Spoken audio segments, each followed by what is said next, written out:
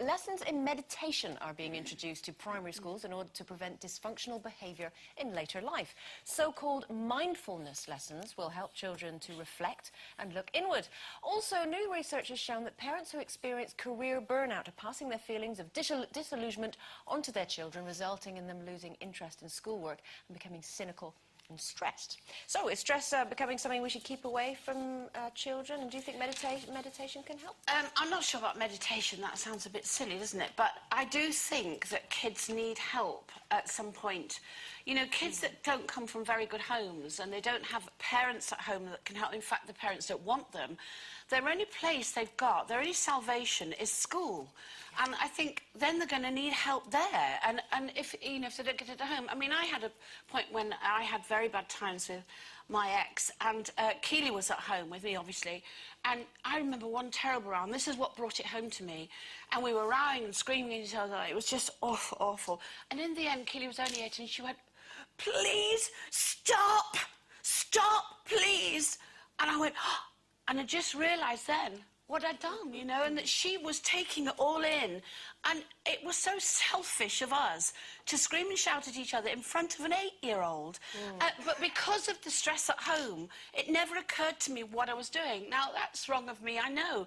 But the thing is, she had me, but some kids don't. They come from homes where they have no help, nobody loves them, so where are they going to go? Somebody's got to help these kids, haven't they? But teaching meditation in schools is kind of saying, oh, you are going to be stressed, so here we are, let's teach you to meditate so you can be calm when you have to deal with it. No, you don't meditate just because you're stressed. Sometimes, I mean, if you look at other cultures, there are a lot of, a lot of different religions. Something that hasn't happened yet. But let's not call it meditation then, let's call it some kind of help. I mean, there are stressed kids. I think that, I mean, there's obviously a problem that needs to be...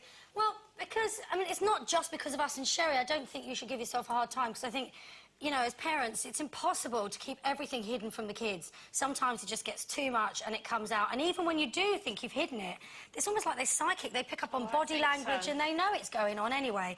And in some ways, I think, you know, giving a kid the whole truth, rather than giving them snippets of information that they go away on their own, worry about, put 2 and 2 together and make 100, is a lot worse. I think meditation's daft, because I think, you know, talking is better than chanting.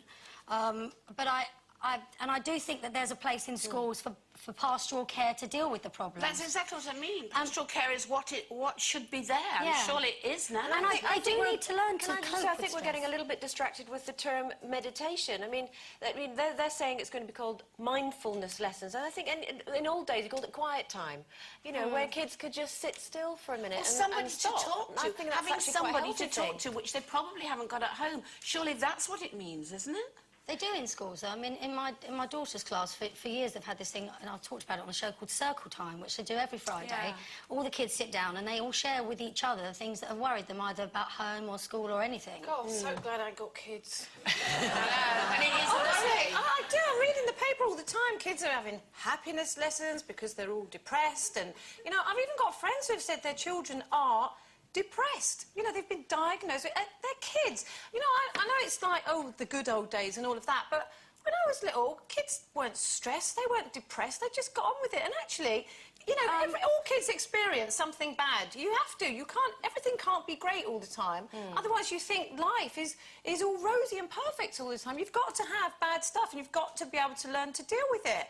You know, and then, like, going... But how do you learn to deal with it? And also, how can you... Well, I think all that's happening now is we put a name to what deal if with there it. aren't any parents? What if their home is so bad? Where do those but kids they're go? different. It's different, Sherry. Those are kids you know, they are kids who need help. That's and all I'm socially they need help. But, you know, you can't go to a school and take every single pupil in the class and assume that they've all got those problems. And if they haven't got them, they might have them one day. So let's give them meditation lessons or whatever. So then you're going to split the school up into kids, and that's going to make the kids that come from really bad homes feel far worse if they're actually segregated into their own... I think the point that you were making, you know, you were saying about the good old days, I think the difference is now is we give names to things that maybe in the, you know, 50s, 60s, 70s, you talk about everyone had bad times. Nowadays, we call it, you know, dysfunctional families or children suffering from depression. I think really the symptoms and what's caused them has always been there. Now we just have I think we deal with the problems in a different way. We try to entertain them by buying them gadgets and keeping them amused and occupied, rather than actually having quiet time at home where you say, you're not right, is there something worrying you? Because kids just disappear off on computers and all the other stuff, and they get lost in that world. It's up to us. Stimulated. They need to be bored now and again, and they need to be able to make conversation and communicate, which they don't, because they're always doing that. You're always doing that. She's always all right, yeah, but I can talk. Look. Twitter this, Twitter that, Twitter. It's a matter of opinion. OK, it's competition time. And